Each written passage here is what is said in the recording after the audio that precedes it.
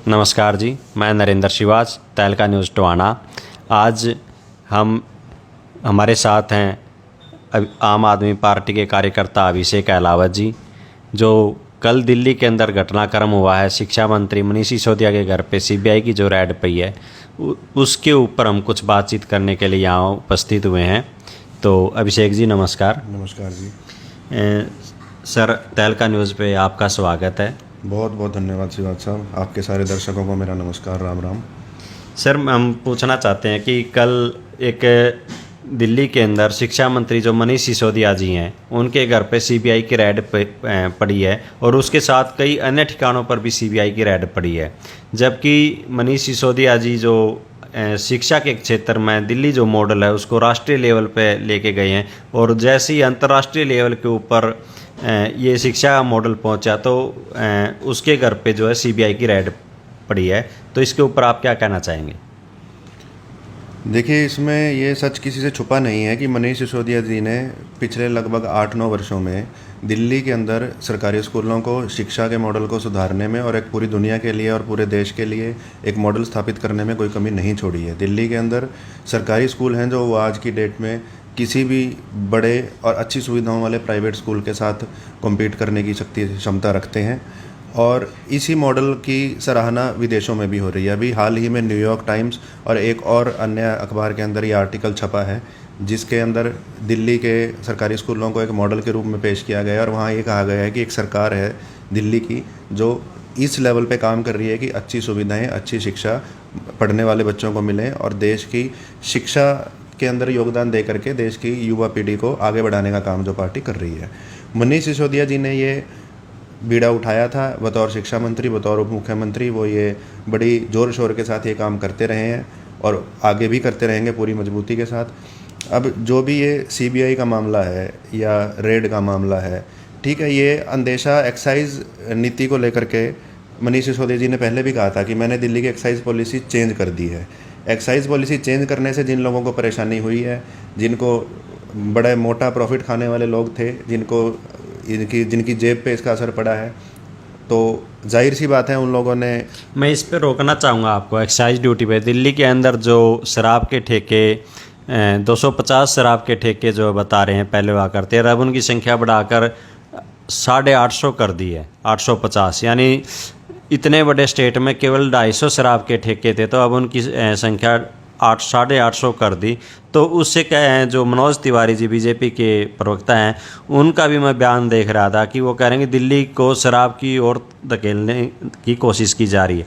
जबकि सच्चाई ये है कि दिल्ली का जो आउटर है, यूपी के लगता है चाहे वो हरियाणा के लगता है, कि बड़ी संख्या में हरियाणा और यूपी से दिल्ली के अंदर शराब सप्लाई होती थी 2 नंबर में। और कहीं न कहीं शराब के ठेके कम होने के कारण गली गली में जो शराब बिक रही थी, पुलिस उस पर कार्रवाई नहीं कर रही थी। ये तो नहीं कि जो शराब के माफिया तो हरियाणा और यूपी का, उसके ऊपर एक बड़ा असर पड़ा है इस पॉलिसी का, जिससे शराब के ठेके ज़्यादा होने के कारण जो दिल्ली के अंदर बाहर की सप्लाई थी वो ना रुके। कहीं न कहीं ऐसा तो नहीं लग रहा? देखिए, मैं इस बात पे तो मैं नहीं जाऊंगा, मेरी जानकारी में ऐसा नहीं है कि कितने ऐसे माफिया थे या कितना क्या था। लेकिन दिल्ली पुलिस की जो कार्रवाई रही होगी, वो मेरे ख्याल से दिल्ली पुलिस जो है वो गृह मंत्रालय के अधिकार क्षेत्र में है, दिल्ली सरकार के अधिकार क्षेत्र में नहीं है।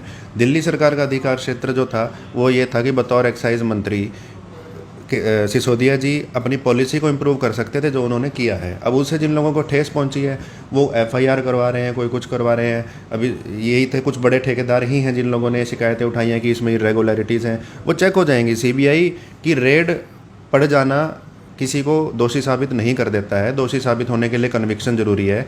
और अभी कल ही ज़्यादातर लोगों ने देखा भी होगा, हमारे आम आदमी पार्टी के प्रवक्ता संजय सिंह जी आज तक के ऊपर भी वो डिबेट में शामिल थे, तो उन्होंने साफ बताया है कि सीबीआई जितने लोगों के ऊपर रेड करती है वो शिकायत के ऊपर रेड होती है, और मैटर करता है वो होता है कन्विक्शन रेट।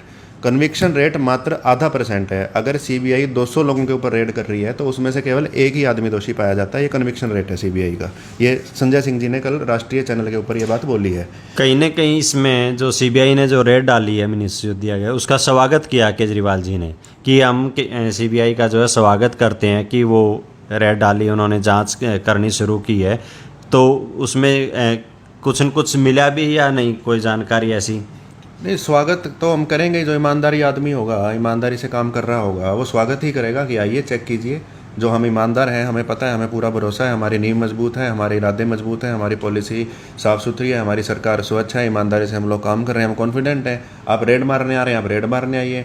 होना तो चाहिए था अप्रिसिएशन कि एक दिन पहले हमारा विश्व के बड़े अखबारों में हमारा छपा है एजुकेशन पॉलिसी को लेकर। ठीक है, कोई बात नहीं, आप रेड मारिए, आप रेड में भी कुछ नहीं निकलेगा। और हम इस बात को लेकर पूरे आश्वस्त हैं कि सिसोदिया जी और केजरीवाल जी के नेतृत्व में जो दिल्ली की सरकार चल रही है हमारी, और इसके साथ साथ मैं कह दूं कि हमारी जो पंजाब में भी सरकार चल रही है, पूर्ण रूप से ईमानदारी से काम कर रहे हैं। और यही ईमानदारी का मॉडल बहुत से लोगों को, विरोधियों को परेशान भी कर सकता है, और यही मॉडल पूरे देश में लेकर के हम लोग जाने वाले हैं।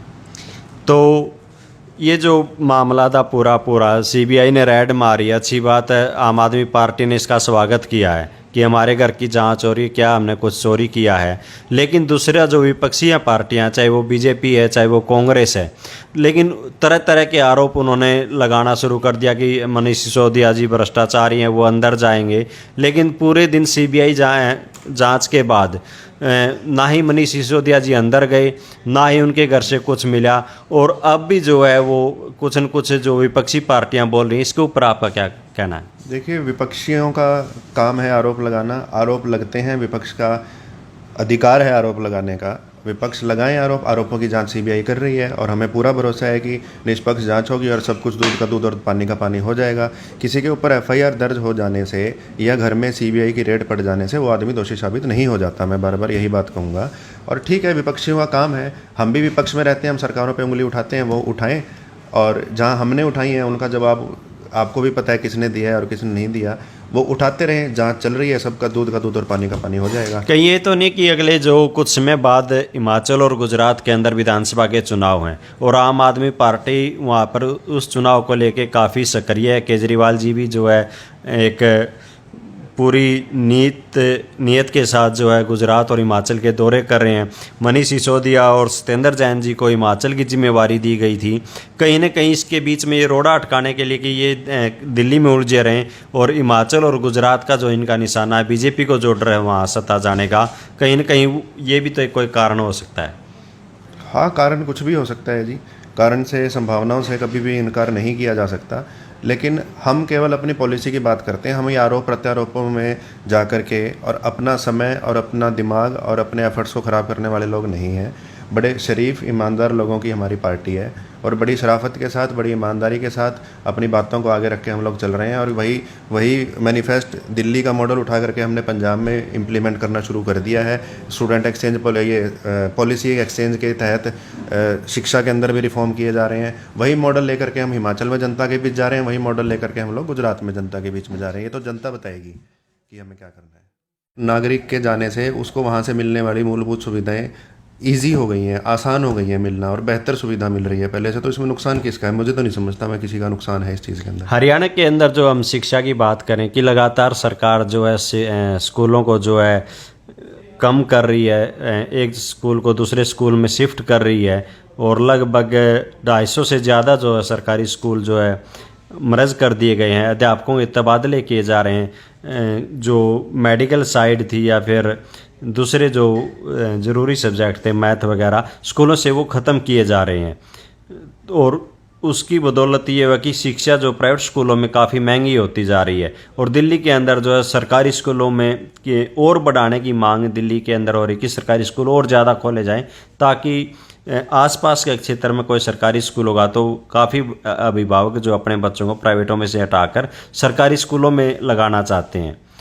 तो ऐसा ही मामला हम बात करें तो हरियाणा के अंदर स्वास्थ्य का भी है। सरकारी हॉस्पिटलों के अंदर ना ही डॉक्टर हैं, ना ही मूलभूत सुविधाएं हैं, और प्राइवेट हॉस्पिटलों में जाके देखेंगे तो बड़ी भारी संख्या में जो है मरीज होते हैं, जो काफ़ी महंगे भी होते हैं। लेकिन मजबूरी है कि हरियाणा के अंदर अपने बच्चों को प्राइवेट स्कूलों में पढ़ाना, प्राइवेट अस्पतालों में इलाज करवाना। लेकिन दिल्ली के अंदर ऐसा थोड़ा सा जो मॉडल बन के आया था देश भर में, तो उसी में जो है वहाँ के जो शिक्षा मंत्री और स्वास्थ्य मंत्री दोनों के ऊपर जो सीबीआई की रेड कहीं न कहीं जो दर्शा रही है कि केंद्र सरकार को या बीजेपी को जो है ये चीज़ पसंद नहीं है कि लोगों को अच्छी शिक्षा मिले, अच्छा स्वास्थ्य मिले, बिजली पानी के जो बाकी मुद्दे हैं उनके ऊपर भी हम चर्चा करते रहेंगे। तो अभिषेक जी हमारे साथ जुड़े थे, तो हम इनका धन्यवाद करते हैं और आपसे भी एक अनुरोध करते हैं कि हमारी जो ये चर्चा है आपको कैसी लगी कमेंट में ज़रूर बताएं। हमारे जो चैनल को उसको फॉलो करें और ज़्यादा से ज़्यादा शेयर करें। धन्यवाद।